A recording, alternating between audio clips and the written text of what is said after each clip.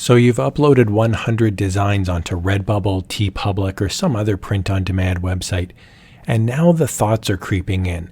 You're lying in bed at night, it's 2 a.m., and you start wondering, do I have any designs that are trademark infringing? Am I violating anyone's copyright? Are the print-on-demand police going to show up at my house? Okay, that last one's a bit dramatic, but will my account get suspended? Will I be banned? These are common thoughts, especially if you're new to print on demand. So here's a deep dive video into the murky, confusing world of trademarks and copyrights. Let's go.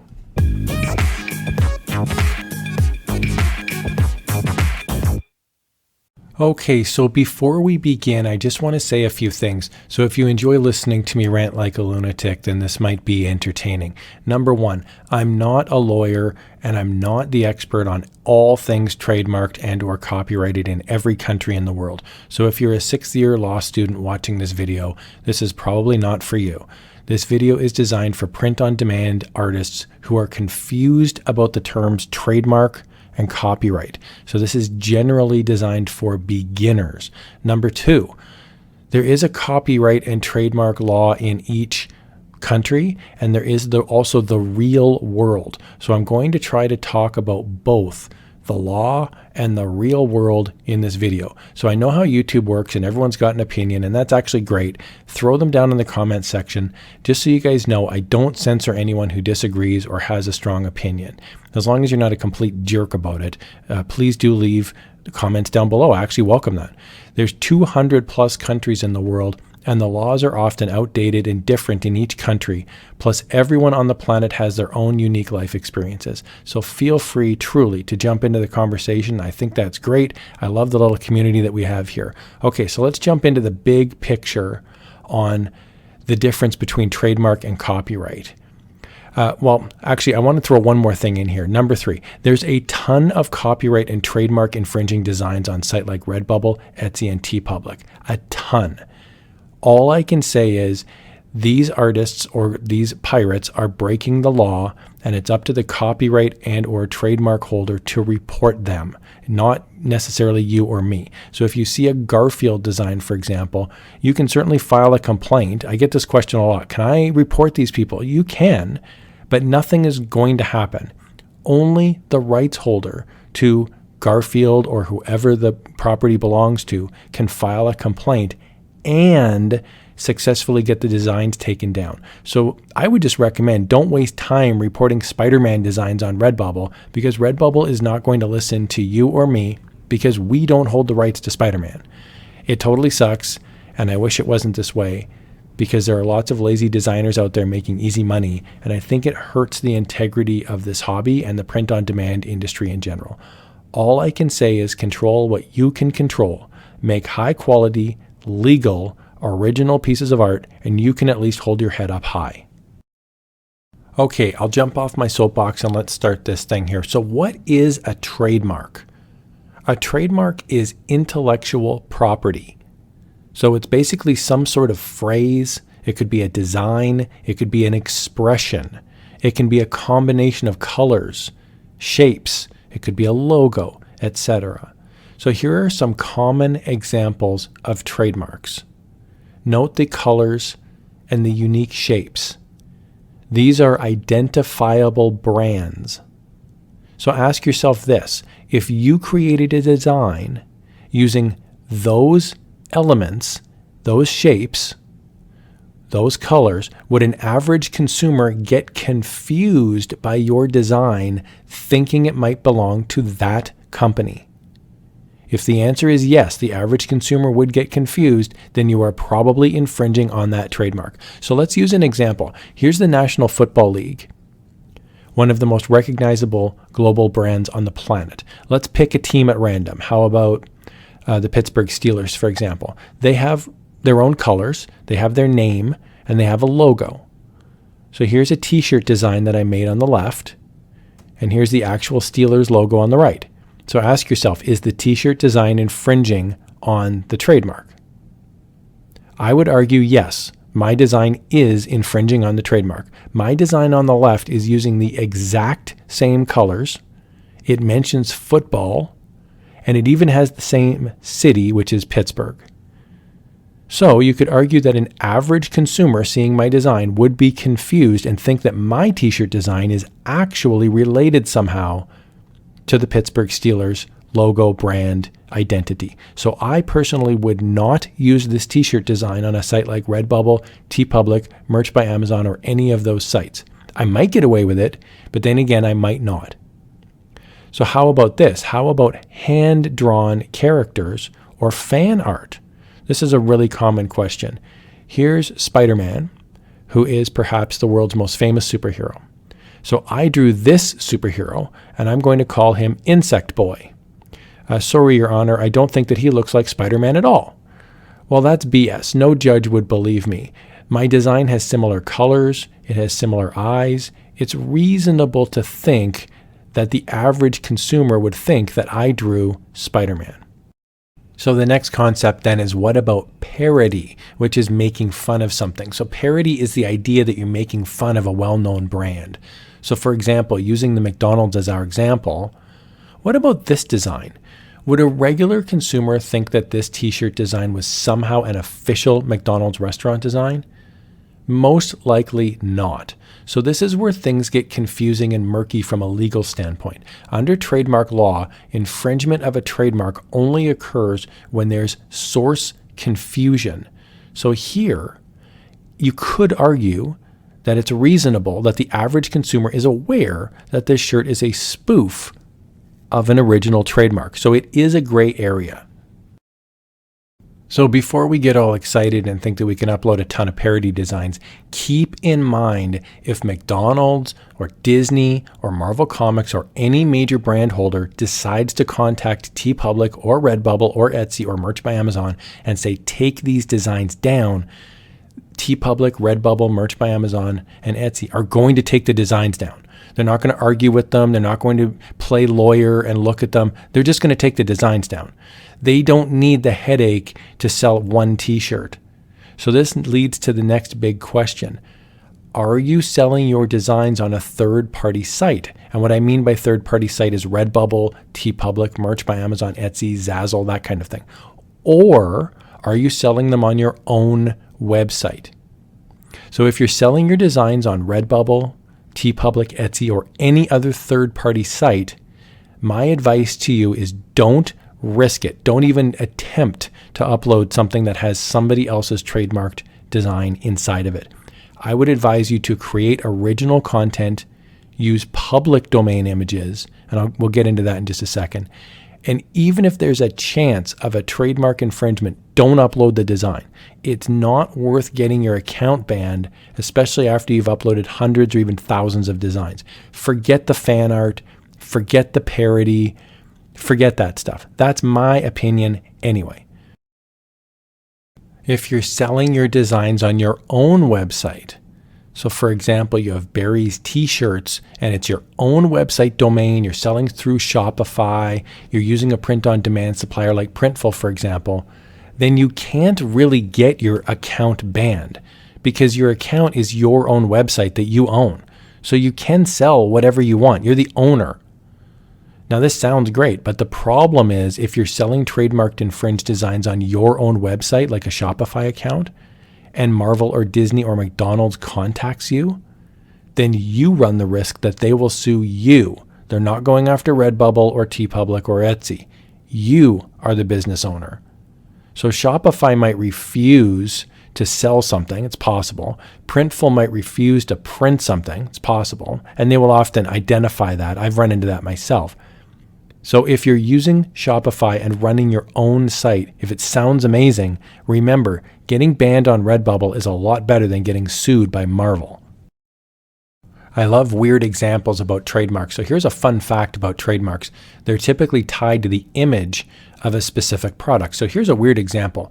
There's a US-based company called Airbase Industries, and they came out recently with an air compressor, and it's called the Hulk air compressor.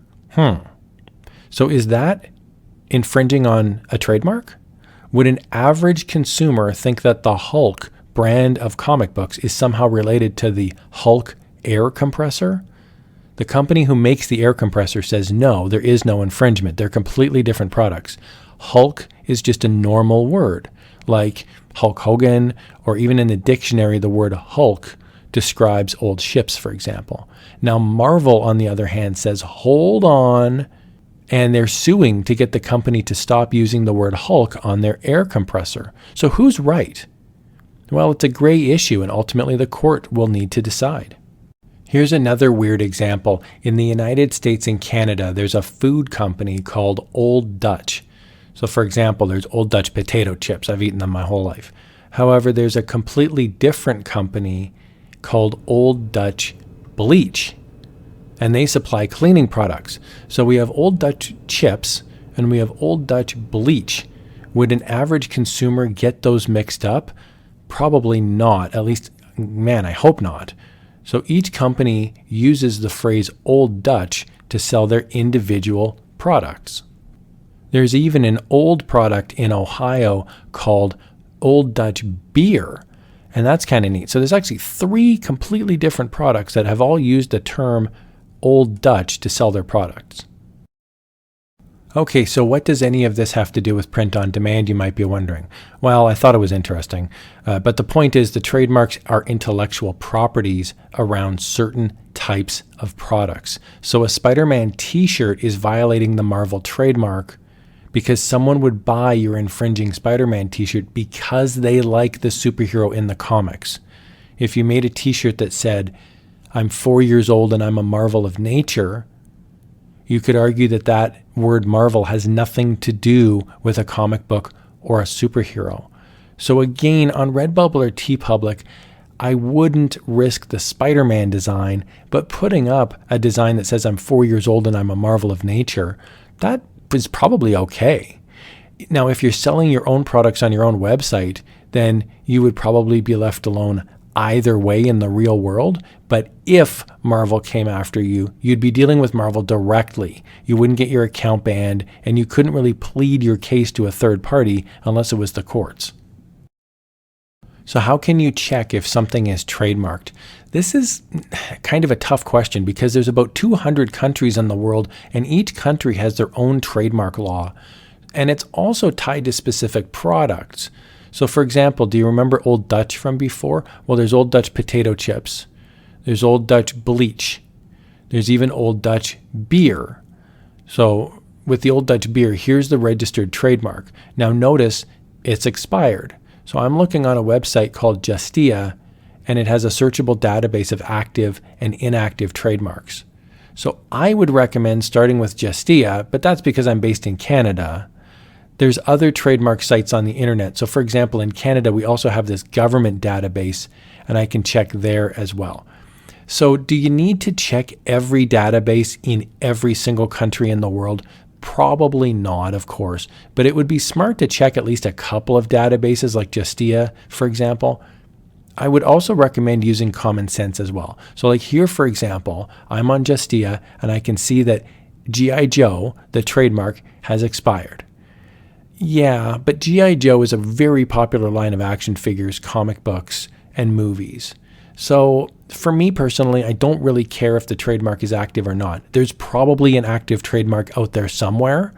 Chances are good that if I upload G.I. Joe stuff to Redbubble or TeePublic, I could get flagged and possibly banned because it's pretty obvious in the world that G.I. Joe has actual items currently for sale, like movies, action figures, that kind of thing.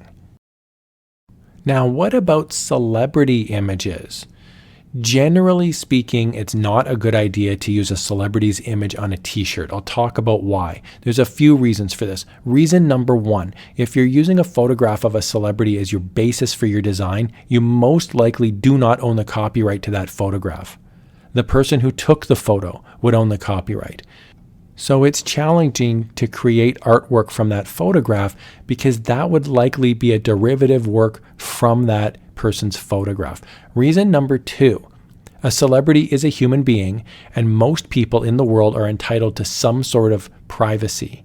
So for example, you could run into legal trouble if you take a photograph of your neighbor and stick it on the t-shirt. The same idea applies if you grab Brad Pitt and stick him on a t-shirt. He has a certain reasonable right to privacy. Reason number 3, there's a legal concept known as a right of publicity. This means that the celebrity has the right to profit from their likeness as they see fit. So again, I would not advise you to put a movie star or athlete's face on a t-shirt or a fine art print. In my opinion, it's just too risky. A famous example of this is Elvis Presley. The famous singer is deceased, but his image is still, even after death, legally protected by Elvis Presley's estate. So what about public domain? Okay, one nice little legal area that's pretty awesome are public domain images. Typically, public domain images are super, super old, like centuries old. So for example, the Mona Lisa, that painting is in the public domain. You can see it right on Wikipedia. And when you click on the image, there's a rights disclaimer and it says right there, public domain. So public domain means that we all own it. We, the public. It's yours. It's mine. There's no copyright restrictions on it. You can sell that image on a t-shirt or you can remix it. You can do whatever you want with it. There is no copyright holder. Now, if you want to get a feel for some good public domain images, I would recommend starting with rawpixel.com. When you go to rawpixel.com, just click on the public domain section, which is right at the top on the menu. Everything in the public domain section is yours, and it's also mine. It's everybody's. There's masterpiece paintings, graphics, popular photographs. They're all free to use without restriction. So I think public domain images are awesome. Quick tip, if you're using a public domain image, make sure to remember where you found the image. You want to do this just in case Redbubble, for example, ever says you're violating a trademark. That way you can dispute it. And you can point right to the public domain notification. So I've personally done this multiple times with Redbubble, and it's worked every time, at least for me. Redbubble is run by 99% of them are robots, and so you just have to be persistent if you really are using public domain images. If you're interested in learning about where you can access free legal images, I have a couple of videos you might be interested in on Zen Watercooler on this channel. I also have another channel called Crafty Stacks, and I do public domain kind of fun find videos on a pretty regular basis. So there's lots of cool things that are free and legal to use. One quick note, you can use US politicians or US government works for designs. So any US president, US senator, US congressperson, or anyone who has ever held public office in the United States, generally speaking, you can use their image. Just make sure you're using an image that is in the public domain. Generally, any website or photo produced by the US government is not protected by copyright. So for example, a lot of NASA space photographs are free to use because they're a government agency. Now, this does not include the NASA logo or military logos. Those are trademarked. But the photographs, those are generally public domain. Okay, let's talk about copyright. Copyright is different than trademark. Copyright is literally the right to copy the work. So I made this t-shirt design right now in Photoshop. It's mine. It's my design. I upload it onto Redbubble. It's mine. I own the copyright to it right now, immediately. I don't need to register anything with the government. I own the copyright. So what if someone just decides to take my awesome design and just redo it slightly? Different font, different image slightly. You know the drill. Well, technically, I could lodge a complaint to Redbubble or Etsy or TeePublic or Merch by Amazon and say, hey, this guy ripped off my design with a slightly different design. I'm the copyright holder. So here's where the real world meets the law. How would you actually prove it? It's really difficult. The only thing that these third-party sites like Redbubble or TeePublic have is a record of who uploaded the design first, not necessarily who created the design first. So if you find a best-selling design on Redbubble, there's really nothing stopping you from copying it and uploading it onto another site like TeePublic. This happens all the time. So if you have an actual best-selling design, I would strongly recommend registering the copyright. Now, you don't have to do this, but it does help in settling disputes. It's like bringing a tank to a knife fight. The fight is usually over. So I've done this a couple times. Register the copyright, I mean, not drive around in a tank, although that would be amazing. Now, to register a copyright, it does cost money. So in Canada, where I live, it costs $50 Canadian to register a copyright. Now, it stinks to have to pay $50 out of my own pocket to register something that's already mine, but it's totally worth it if you have a best-selling design. So just for example, using me as an example, I have a few designs that I've created in my life that I've sold literally thousands of copies of. So if you're making $10,000 from a design, paying $50, is basically the cost of protecting that intellectual property, which is my intellectual property. So for about 1 hour a week, usually on the weekend, I scroll through Etsy, Redbubble, Merch by Amazon, and TeePublic, and I actually look for my designs. And if I find copycats, I file a DMCA complaint to these companies. And they take down the design every time. So, it's hours of the day I'll never get back, but that's the price of having a best-selling design. So I would recommend Googling registering copyright and then whatever country you're in to see what the process is in your country. So the big question you might be wondering is, how much of a work can I change to make it original?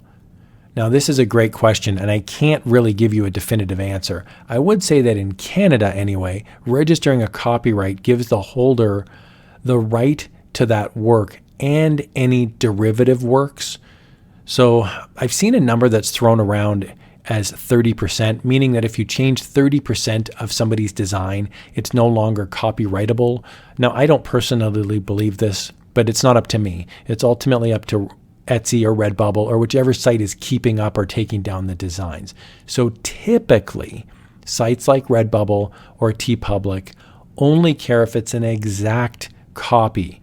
Now, if you have a registered copyright, that's different. But if they're just looking, if the design's not the exact same, they'll probably leave it up. So if you're taking a best-selling design and you change it, different font, different colors, slightly different graphics, there's usually nothing the original artist can do. They just kind of grumble and move on. After all, they don't have their original registered, so it's just their word against somebody else's. And according to Redbubble or TeePublic, it's not the exact same design. So this is one of the best parts of Redbubble for stealers, and it's one of the worst parts for original artists. It makes people crazy. Now, keep in mind that if you have public domain artwork, you generally speaking can't register a copyright for it.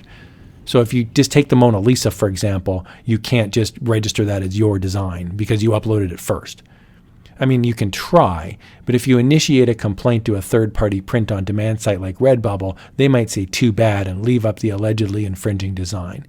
So I think the Mona Lisa is a great example. If you put sunglasses on the Mona Lisa and then you register that as an original piece of art, chances are it won't hold up.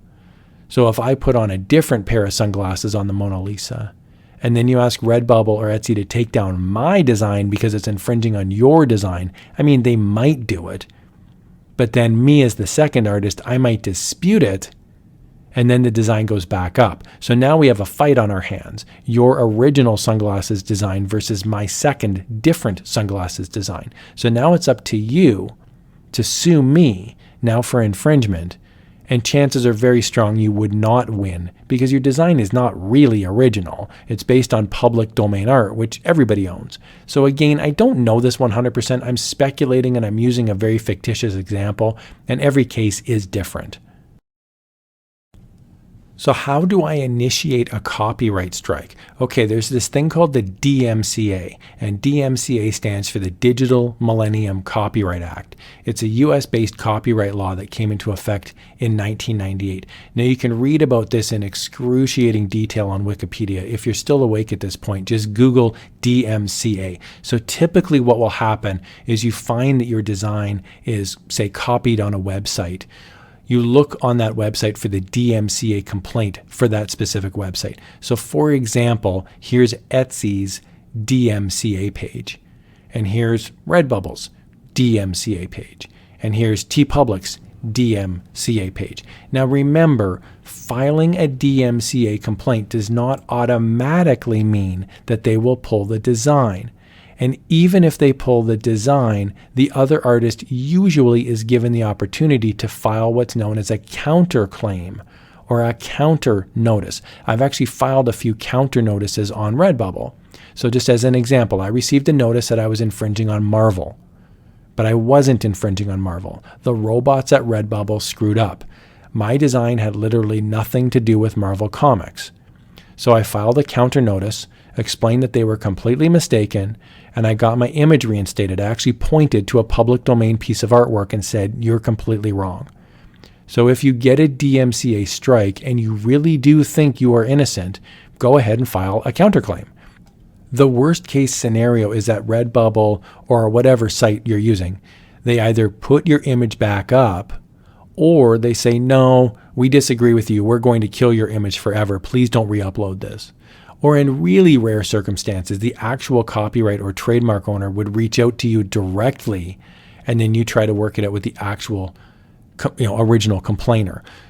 All right, I hope you found this walkthrough helpful. This is not meant to cover every single possible scenario that would ever come up regarding trademarks or copyrights, but hopefully it provides a good overview, especially for beginners, about the murky world of legality, morality, and there's a few cool websites to check out as well. I'll put the links to those websites in the video description below. Now, if you want to add your comments to the conversation, by all means, please put your experience or your questions, or even your answers down in the comments below. Thanks a lot for watching, and I hope you found this helpful.